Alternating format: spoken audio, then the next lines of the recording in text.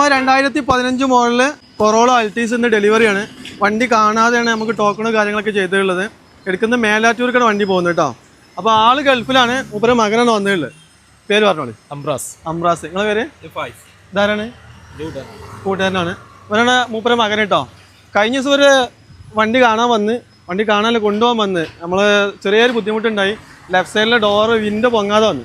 അങ്ങനെ നമ്മൾ രാത്രിക്ക് തന്നെ അത് റിപ്പയർ ചെയ്യാൻ നോക്കി, പക്ഷെ നടന്നില്ല. ഒരു ദിവസം ലേറ്റായിട്ട് പിറ്റേന്ന് ഒക്കെ റെഡിയാക്കിയാണ് കൊണ്ടുവന്നു കേട്ടോ. എന്താ വണ്ടി കണ്ട് നിങ്ങളെ അഭിപ്രായം എന്താ? നിങ്ങളെ അഭിപ്രായങ്ങൾ സത്യസന്ധമായിട്ട് പറഞ്ഞോളൂ. മോശം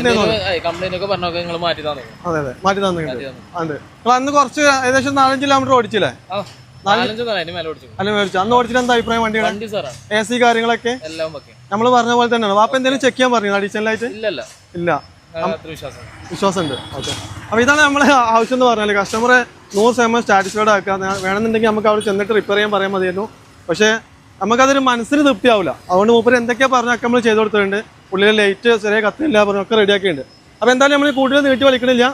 അദ്ദേഹം 1-ാം തീയതി നാട്ടിലെത്തുള്ളൂ. മൂപ്പര് 1 മണിക്കാണ് രാത്രി എയർപോർട്ടിൽ ഇറങ്ങാമെന്ന് പറഞ്ഞു. അപ്പോൾ പിന്നെ ഏതായാലും ഈ ടൈം ഡെലിവറി ബുദ്ധിമുട്ടാവുമെന്ന് പറഞ്ഞുകൊണ്ടാണ് മകനെ പറഞ്ഞു വെച്ചിട്ടോ.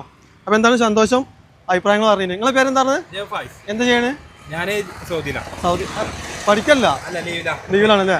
അപ്പോൾ എന്താണ് നമ്മൾ ഇനി വണ്ടി ചാവി കൈമാറാം.